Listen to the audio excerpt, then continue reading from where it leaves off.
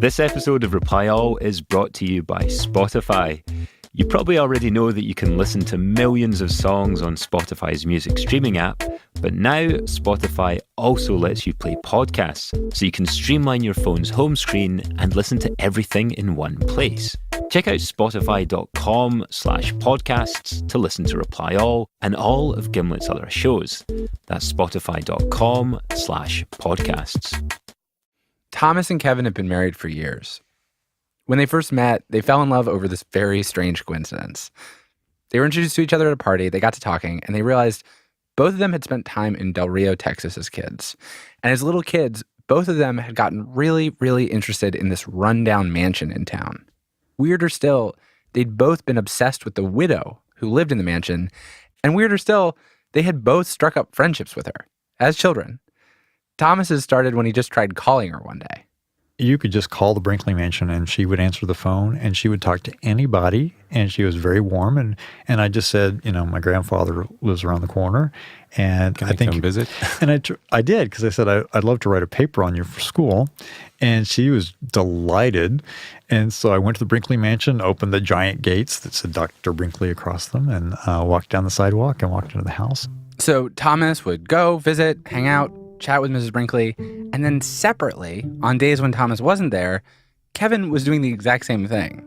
Going to the Brinkley Mansion, talking to Mrs. Brinkley. This woman in her 60s who always wore modest cotton dresses and thick horn-rimmed glasses. They're both fascinated by her. Mrs. Brinkley, she had skin cancer removed, and so she had to have part of her nose cut away. Yeah, and of course the nostril on the right side. And then she couldn't afford the reconstructive surgery, so she just put a cotton ball there.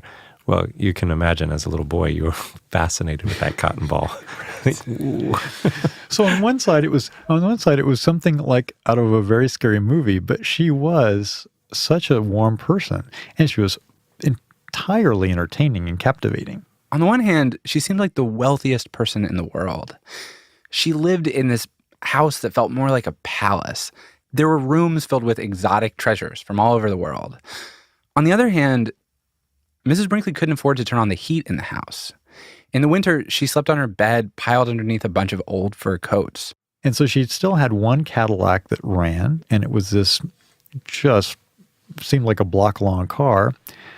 She had two last servants that basically weren't getting paid anymore but had a free place to live. And so the chauffeur would drive her principally to the liquor store on a daily basis to pick up alcohol.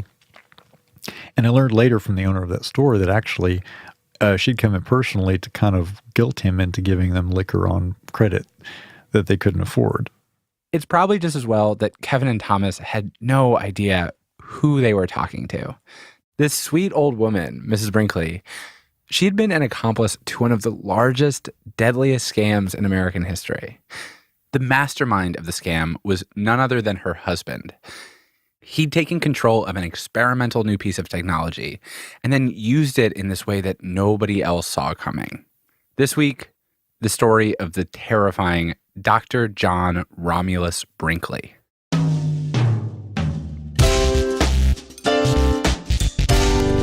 From Gimlet, this is Reply All. I'm PJ Vogt.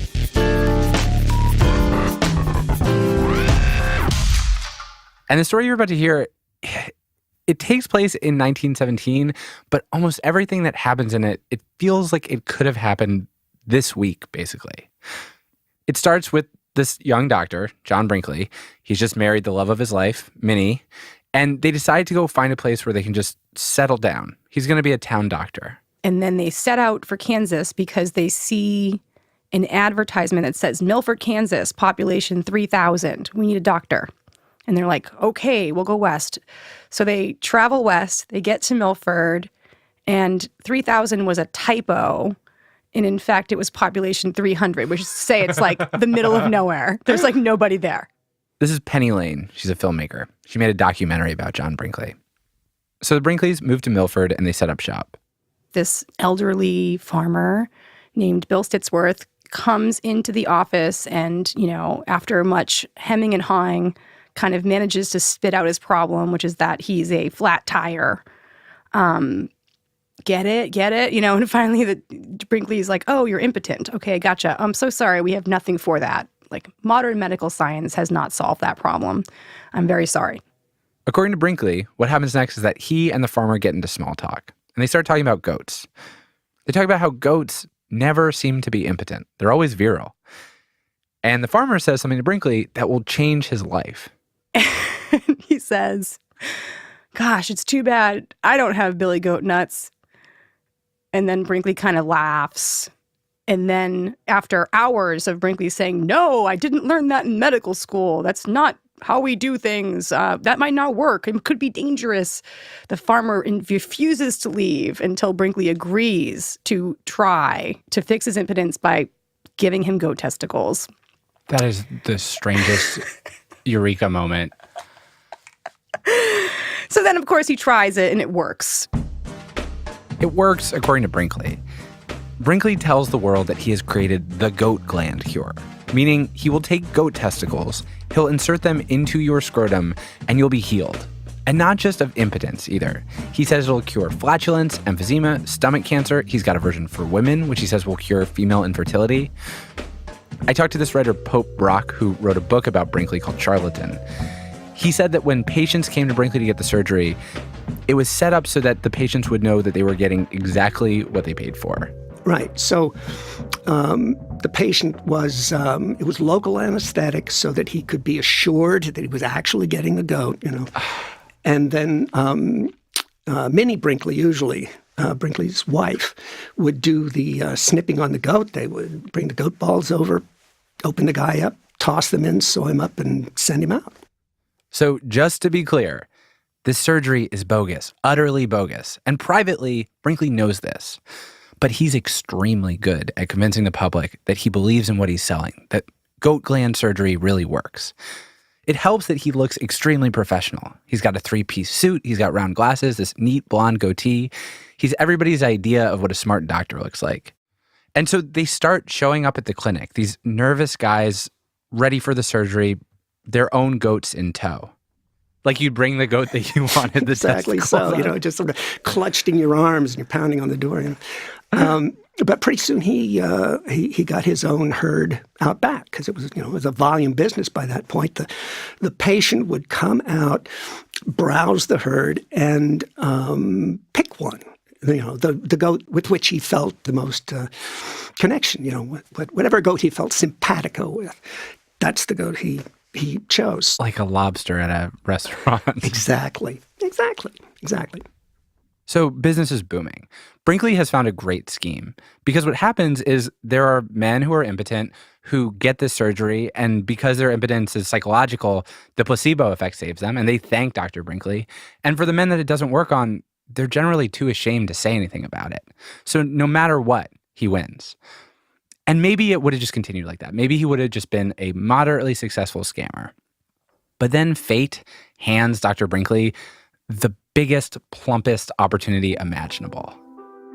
Okay, so November 2nd, 1920, Pittsburgh. This is KDKA of the Westinghouse Electric and Manufacturing Company in East Pittsburgh, Pennsylvania.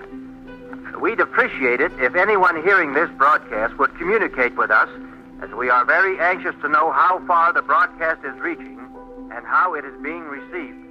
What you're hearing is the birth of commercial radio. For the first time in human history, one person can now talk directly to a huge, infinite crowd of strangers across vast distances.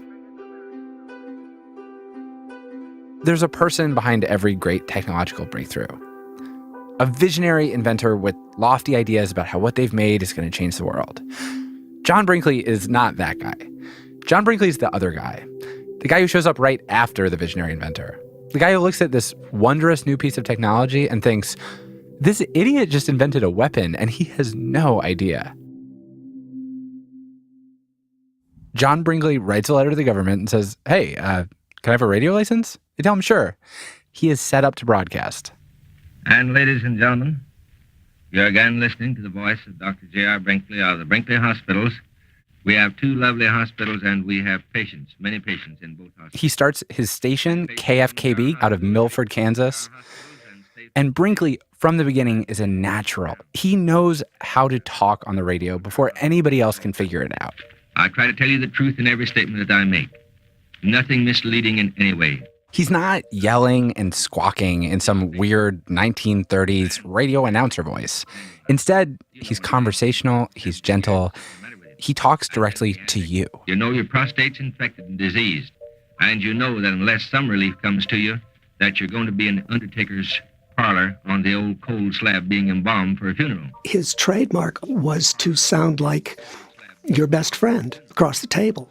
Brinkley understands something about authenticity, about how to fake authenticity, that is going to take his new radio audience years to figure out. Come at once to the Brinkley hospitals before it's everlastingly too late. Brinkley's entire radio station is dedicated to one thing: convincing more people to put goat testicles into their bodies. And at first, his range of influence isn't that big. Picture a broadcast area the size of a small town. But pretty soon, he upgrades. 5,000 watts shot out across the Great Plains. You know, he would just improvise for hours about your health and sentimental Victorian descriptions of his childhood. People would lie awake at night and listen to this sort of roll into their ears.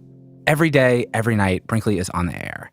But there's a problem, which is that he can only talk so much. And he wants to make sure that whenever people turn on a radio, they are getting goat testicles advertised to them. So he needs other people to fill in for him. And he just starts grabbing people. He hears about a cowboy who accidentally blinded himself while chopping wood. He gives that guy a show. He knows that his listeners really love country music. And he knows that other radio stations won't play country music. And so he puts country musicians on. And as his station gets more popular, Brinkley's lie about his goat testicle surgery, his lie keeps spreading like a virus. Every day, trains arrive in Milford carrying hopeful men who are ready to pay obscene amounts of money to be healed. And so Brinkley, who grew up in poverty as an orphan, Brinkley the adult is now getting very rich, to the point where in Milford, Kansas, it's almost like Brinkley is a god. He pays for the sidewalks, the sewers, the electric lights. He buys the town a new hospital. The Little League team tells him they need new uniforms, and so Brinkley buys them. They rename themselves the Brinkley Goats. They put a little goat on the uniform. He decides the town needs to have a zoo, and so he goes and he buys a bear to start a zoo. And then when the bear annoys him by growling at night, he shoots the bear. No zoo. He tells the town, you should name your church after me. It should be the Brinkley Methodist Church. And they have to gingerly, carefully explain to their new patron that actually, that's not really allowed. And as Brinkley gets bigger and bigger, his message reaches more and more people. And it's not just reaching potential patients, it has also now reached the ears of the man who will be Brinkley's lifelong nemesis, Dr. Morris Fishbein. Fishbein is the opposite of Brinkley. He's this short, rumpled, bald guy. He doesn't really care about people liking him. He just cares about telling people the truth. He's a know-it-all. And he despises hucksters and scammers. The Brinkleys of the world drive him crazy. Fishbein was completely lifelong driven to stamp out quackery. And he thought he could. Fishbein is the face of this tiny upstart doctors organization called the American Medical Association. And Fishbein believes in the power of rules and regulations. He was like, we have this association. We are respectable doctors. People should trust us and not these like randos who like pretend to have medical degrees, who don't, who like make stuff up and lie. People should believe us. Like we're experts and we have degrees and you can tell because we wear suits. Fishbein sets his sights on Brinkley. And Brinkley is a juicy target because Brinkley breaks so many rules. For instance, he has a sketchy diploma from a diploma mill in California, a fake school. That's against the rules. And so the state of California issues an indictment against Brinkley. It seems like an open and shut thing. But when the authorities show up in Kansas to extradite Brinkley, the governor intervenes. He tells them, quote, "We people in Kansas get fat on his medicine. We're going to keep him here so long as he lives." The governor has made a terrible mistake. He's looked at Brinkley, he's seen his greed, and he's missed everything else. He does not realize the extent of what Brinkley is capable of. Brinkley goes on the radio, and he crows about how Fishbein and all the other losers at the AMA, they can't stop him. He claims that they've spent $150,000 trying to destroy him, and for nothing. And then Brinkley ups the ante. he invents a new radio show. He had a show called Medical Question Box where you, PJ, have an illness and you write a letter to him and he reads it on the air and he prescribes a medicine to you over the radio, but it's like his, proprietary medicine. So he'll say, like, go to the pharmacy and ask for Brinkley number 35. Oh, wow. And then you and everyone else that hears the letter that feels like maybe they have that problem goes to the pharmacy and asks for Brinkley number 35. That was an incredibly popular show. Everyone loved that show. All across the state and in neighboring states, people are going to their local pharmacies and buying Brinkley's drugs. Some of what he's prescribing over the radio is basically harmless. It's not going to hurt anybody, but it's not going to help them either. But now and then, he'll actually recommend medicines to people that they actually shouldn't be taking. And in those cases, he's giving people poison that can be potentially deadly. In 1930, Fishbein is finally able to get the Kansas Medical Board to review Brinkley's license. And they actually take him to court. At the trial, Brinkley's defiant. He insists that nobody has been harmed by his surgery. He was denying that there had ever been any problems in his clinic, and the representatives of the Kansas Medical Association brought out 42 death certificates that he had signed on patients who had died at his clinic.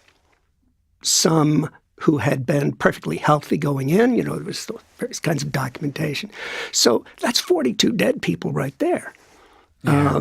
Beyond that, you can only imagine and extrapolate. The 42 death certificates, they only represent people who died in Brinkley's clinic who Brinkley kept paperwork for. That doesn't include people who went to Brinkley's clinic, went home, and then died the day after. It doesn't include people on the radio who either took poison because Brinkley told them to, or who just didn't get medical treatment they needed because they trusted the radio doctor instead. What becomes clear in the trial is that Brinkley has probably killed hundreds of people at this point. He has become one of the most successful killers in American history, and he's done it in public view, in front of everybody. What is nuts is that, according to Brock, even though everybody knew this, Brinkley actually could not be tried in criminal court. At that point, the medical laws, if you killed people while you were practicing medicine, it wasn't illegal. But what Kansas can do is they can take Brinkley's medical license away. And they do. Brinkley loses the case. He cannot do surgery in Kansas anymore.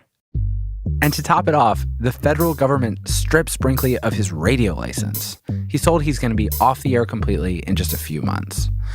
Fishbein is elated. He's won. But what he doesn't know is that Brinkley has come up with one last way to use his radio station to try to not only destroy the Kansas Medical Board, but take over the entire state of Kansas. And a few more months of free airtime is all he needs to do it. So 3 days after losing his medical license, he unveils his new scheme. And it's September, and the election's in November, and he just decides he's going to run for governor. There's no time for him to put together a campaign. What's his platform? Nobody knows. So he uses his radio station to run for governor. None of the real candidates have a radio station. None of the real candidates have a private plane, which he has. Right. None of the real candidates are super tight with a bunch of really popular country musicians and preachers, which he has because they all are on his station. So he just travels around by private plane, putting on super cool concerts, and being like, vote for me. And when he first announced, did they take it seriously? No one took it seriously. What did they think? Because he has no political experience. He's a con man. He has no grasp on reality. Right. And everybody they know probably sees it that way. Absolutely. Yeah. Another reason people don't take Brinkley seriously is because he's acting like a lunatic. In his speeches on the radio, he's going on and on about how he's this big martyr who's been persecuted by the elites who are afraid of his medical miracles. He compares his medical board hearing to the Garden of Gethsemane. He compares himself repeatedly to Jesus Christ. And what did he say what was his platform? Whatever. Right. He was you try to nail down his political ideology and it's really confusing. He's railing against FDR and the New Deal on the one hand. And he's this is all bad. People should work for what they have. But literally in the same speech, he'll say, and I'm going to give everyone free health care. And I'm going to put a lake in every county in Kansas because that's good for rainfall. A lake? Yeah, because they were having a drought. And so they said if you had a lake in every county, there'd be better rainfall and be better for the farmers. Can you do that? I don't know, but he said he would. Right. To Brinkley's opponents, his ideas sound obviously really silly. But it doesn't matter because Brinkley has the ability to reach thousands and thousands of people directly in their homes, unfiltered, with nobody to contradict him. And his audience, they love him, they trust him, and they start showing up at his rallies in droves. At one stop, there's a crowd of 20,000 people. Nobody's ever really seen anything like that before in Kansas politics. In the final weeks of the election, it becomes clear that Brinkley has become the frontrunner. And so the Kansas Attorney General comes up with a plan to stop him. The Attorney General of Kansas decrees in some way that the only ballots that will be counted for Brinkley are the ones that have his name spelled exactly correct. The thinking being he's a radio person with undereducated constituents, so they won't spell his name right. Yes. Okay. This is the law he passed or the decree he made 10 days before the election. Oh, wow. And then 56,000 votes for Brinkley were thrown out for misspellings. And if those 56,000 votes had been counted, he would have won. Brinkley does not get to be governor of the state of Kansas, which is fine because, of course, he already has a new plan.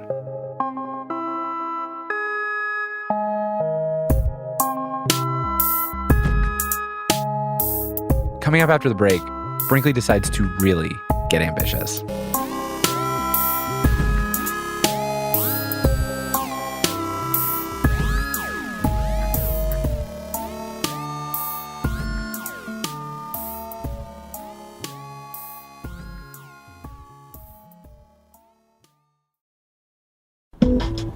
This episode of Reply All is brought to you by Squarespace. Squarespace makes it easy to purchase domains and create beautiful websites, portfolios, blogs, and online stores without writing a line of code. Every Squarespace site has built-in search engine optimization and responsive design, which means it looks as good on mobile as it does on your computer. I've got like 15 Squarespace sites right now. Okay. But the obvious question is like, what's next? The obvious question is why. The question you have is what's next? I was thinking Goldman Gabs, which is like where I have like a short interview with someone that I really like. Would you like this to be the inaugural Goldman Gab, PJ? Yeah, give me a question. I'll give you an answer. Why do I like you? Yeah, I can't answer that question for you. Because you're really mean to me all the time. This isn't a question. This is just you criticizing me. Is Goldman Gabs you like interviewing people and then asking them questions that are criticizing them? I practice gotcha journalism, man. Goldman Gotcha is a good site. Do goldmangotcha.com. All right, it's done. Make a website for whatever you love or hate. Or want to gab or gotcha about. Right now, get 10% off your first purchase with offer code REPLY. That's 10% off with the offer code REPLY. Squarespace. Make it beautiful. Gotcha!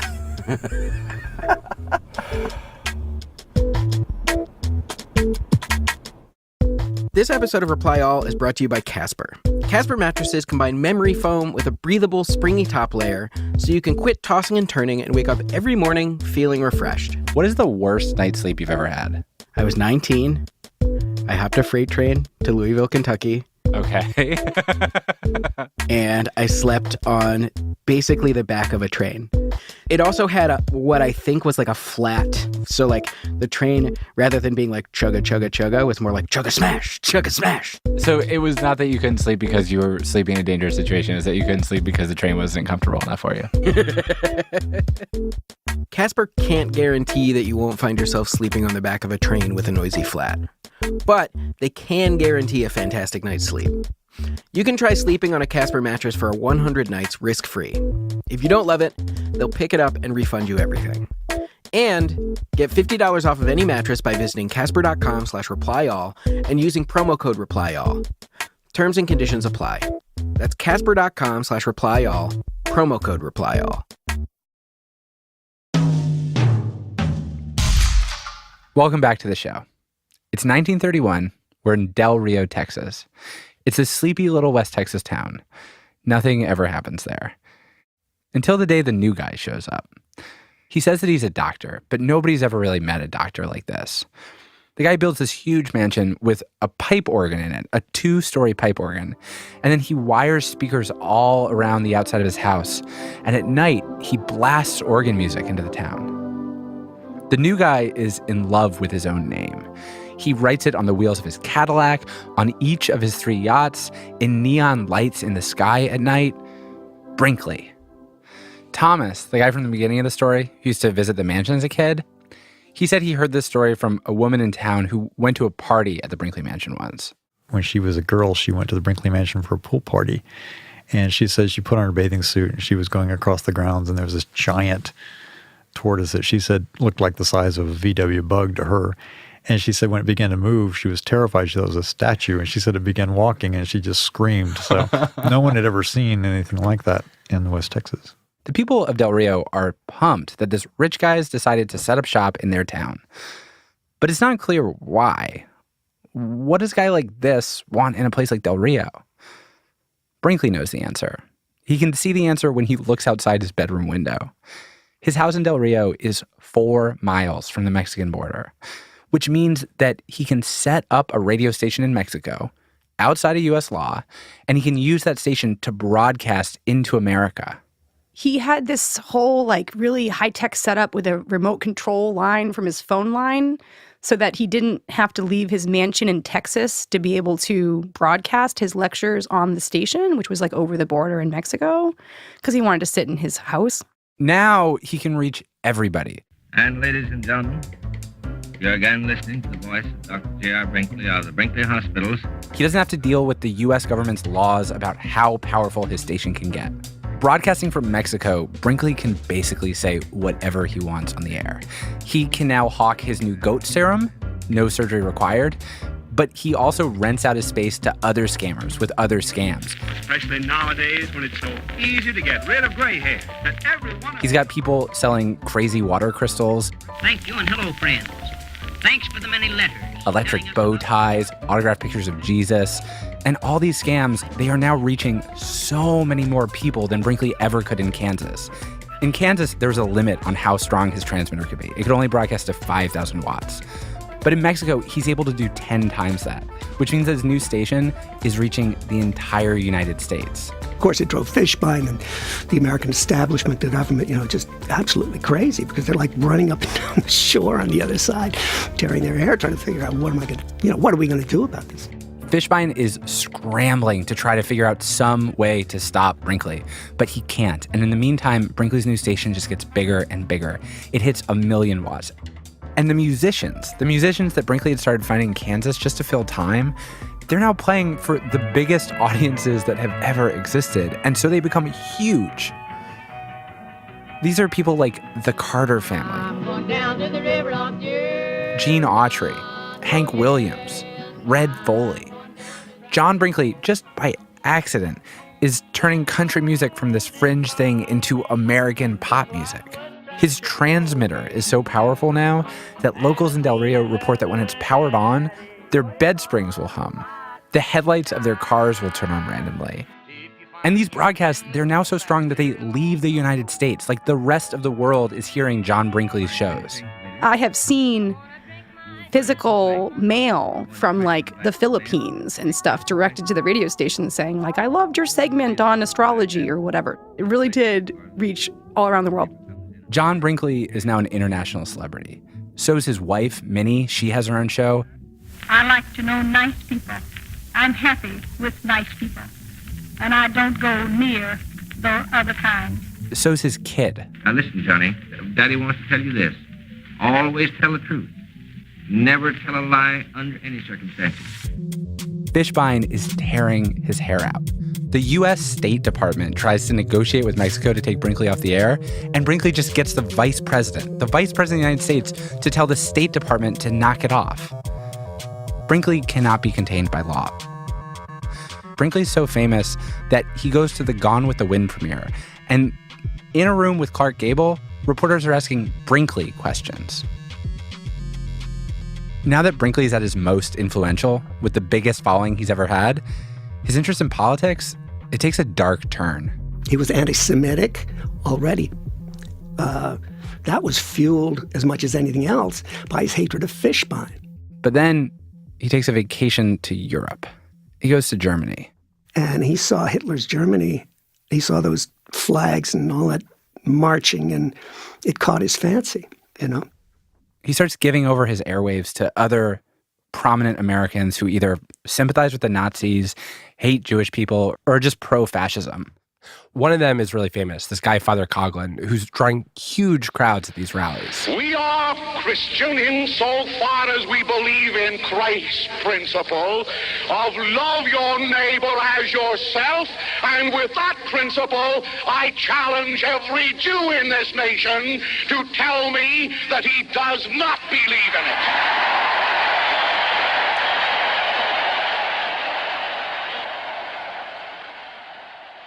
Brinkley has started to go kind of nuts. He thinks he's some sort of Superman. He starts asking his psychic if he should run for president.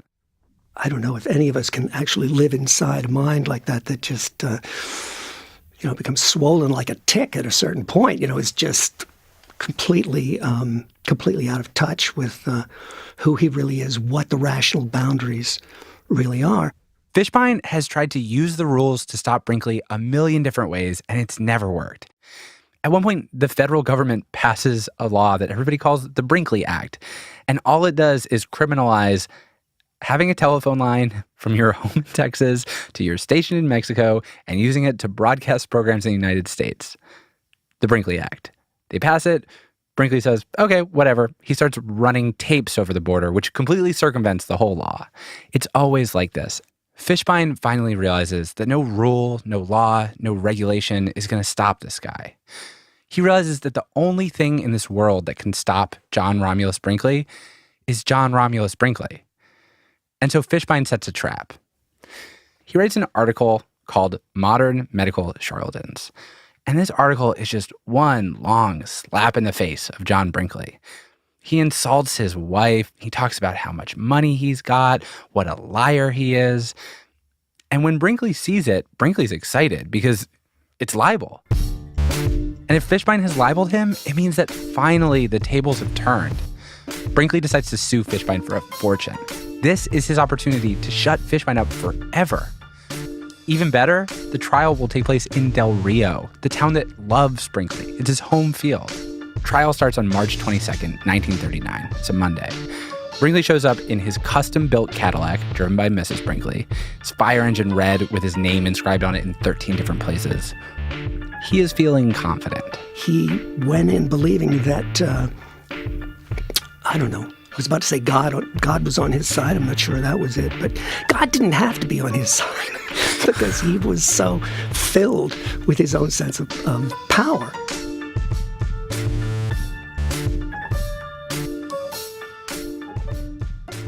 Just by walking into the courtroom, Brinkley's made himself very vulnerable. Because Fishbein's entire defense is that, according to him, everything he said is true. Brinkley is a phony. He is a fraud. Which means that the court is now going to debate not Fishbein's reputation, but Brinkley's reputation. Now, Brinkley's lawyers know that this is going to be part of it. And so this doesn't rattle them yet. They have a plan. They have packed the courtroom with Brinkley supporters, with people who love him, with people who've gotten the surgery and who say it worked. And so they bring up one of these happy customers and they start to ask questions. And then Fishbein's lawyer jumps up with an objection. He says to the judge, they're not experts. They're patients. They can't say whether Brinkley's a quack or not. And the judge agrees. All the happy customers that Brinkley's lawyers have planned on using to defend him are kicked out. So all of a sudden, Brinkley is far more vulnerable and isolated than he thought he would be. Since patients can't testify because they're not medical experts, well, then who can't testify? Medical experts. So they get up one by one and very specifically and thoroughly debunk various practices that Brinkley was performing. They destroy him. They prove that his surgery is just nonsense, that the medicine he sold over the radio is just colored water. But the most damning moment comes when Fishbein's lawyer asks Brinkley this offhand question. It's about his process for putting together his famous elixirs. He says, when you were preparing this formula, did you measure it by weight or did you measure it by volume? Simple. Weight or volume? Brinkley's asked this and he goes completely quiet. He turns away from the lawyer and just stares out the window. Finally, he answers. He says, quote, "I wouldn't rightly know that. I don't try to know all the details of what's in this stuff." To nobody's surprise, the court finds Morris Fishbein not guilty of libel. And John Brinkley, now everybody knows it. John Brinkley is a quack. When you look at his story, what do you feel like? Why are we vulnerable to this? Like, why is America as a country, what is it about a liar like him that we have a hard time dealing with?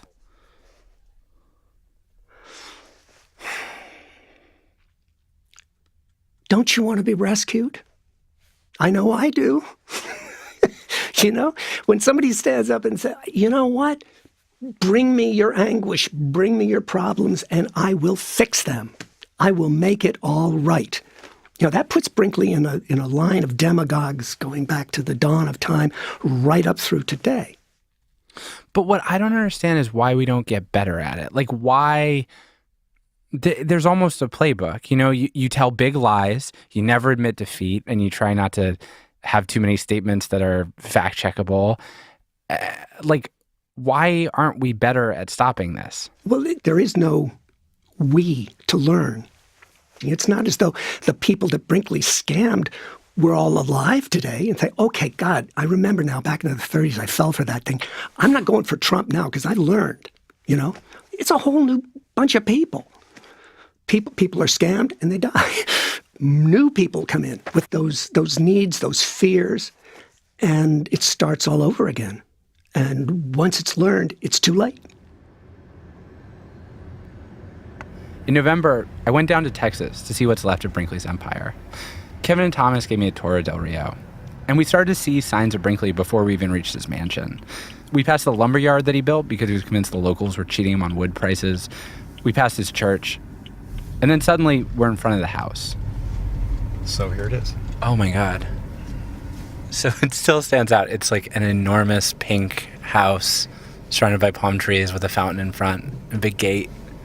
And so the cars would line up at night to see this home all lit, and they would park here with picnic baskets and have dinner and watch the light show. So I'd heard about this before, but when I'd pictured it, I hadn't realized how close Brinkley had let everybody get to him. The mansion's right there, like right next to the road. People could stand across the street and they could just look into his window and see him standing there waving back at them. He would have seemed so close, so approachable. In the yard, the fountains are still there, but they don't fire enormous jets of water anymore. I tried to find the swimming pool that Brinkley had tiled with tiny swastikas after his trip to Germany, but that's long since been filled in. Thomas and Kevin actually lived in the house for a while in the 90s. They bought it, renovated it, sold it to somebody else. They're friends with the couple that lives there now. Hello. Donna, hello. Hi. How are y'all? Donna, can I introduce PJ Vogt? Hey, nice to meet you. So we go into the house, and inside the house, Brinkley seems less like a man of the people and more like a man who is very, very scared of the people. The walls are covered in these giant, expensive-looking wood panels. They're really beautiful. But what I don't realize at first is that a lot of these panels hide secret passageways, places for Brinkley to hide himself or his stuff if people ever came for him. Yes, so do you want to see if you can find any in here? Yeah. Okay. Is that one there, that panel? Actually, it's the one above it, the two at the top. And what happens when you press them? It's called a fur drop. And the idea was if you had jewels and furs, this bottom right here, yeah, Kevin, I'll show you. It's spring-loaded. So you press it, and that was where you could drop your fur quickly. And then there was this one here at the bottom right, had a safe in it. And you could put your jewels there and your fur there to hide them so that they didn't get stolen. The furs and jewels are long gone. Within 2 years of losing the Fishbein trial, Brinkley was bankrupt. He died of a heart attack a year after that, 56 years old. Everything he built has disappeared. The clinic shuttered, the radio station torn down. His name's been taken off the gates of his own mansion. The whole time that I was trying to understand Brinkley, I'd have this weird feeling that I'd try to push down, which is that he didn't feel real. He felt like a monster from a fairy tale. I never felt like I could get a glimpse of him as a person. And even in his own house, walking in his bedroom, it still felt like he was eluding me. And then we walked into the room where Brinkley used to record his radio shows. All the equipment's gone, but the organ is still there. The organ that accompanied all of Brinkley's lies. It's huge. It takes up the entire wall. It's 1,063 pipes, and its name is Opus 444. Opus 444. So this would often open Brinkley's shows. When you listen to this, it sounds kind of like a celestial, very delicate sound, like a music box. Thomas said that we should try to play it. It's humming. The back room's humming, which is making me optimistic that it might work.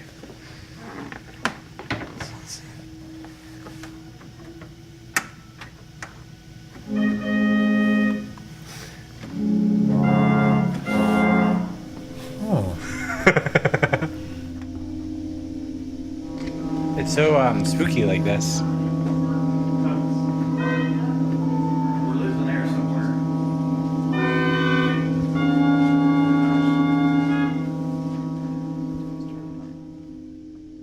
Thomas told me one last story about Brinkley. He met a guy who'd grown up in Kansas in the 60s, and late one night, his dad came to his bedroom with a question. He wanted to know, have they taught you about Dr. Brinkley yet in history class? The kid said, no, I don't know who that is. And he asked his dad, who was he? His father just said nobody and walked out of the room.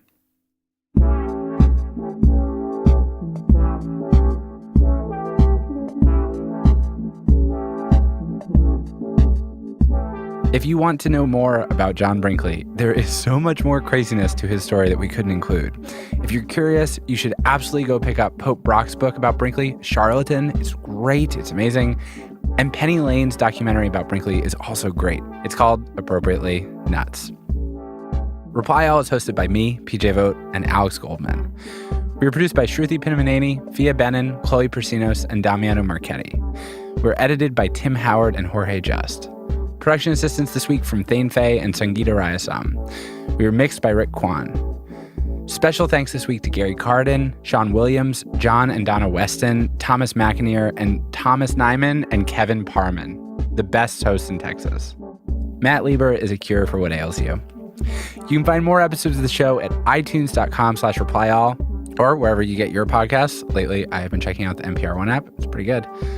Our website is replyall.soy. Thanks for listening. We'll see you in 2 weeks.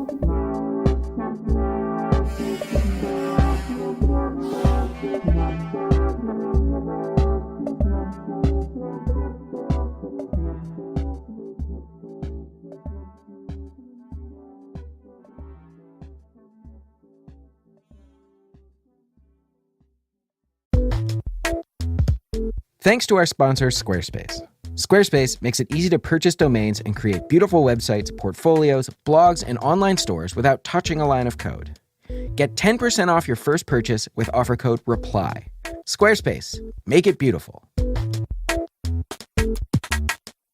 Thanks to our sponsor, Casper, the obsessively engineered mattress designed for everyone. Get $50 towards any mattress by visiting casper.com/replyall and using promo code REPLYALL. Terms and conditions apply. That's casper.com/replyall, promo code REPLYALL.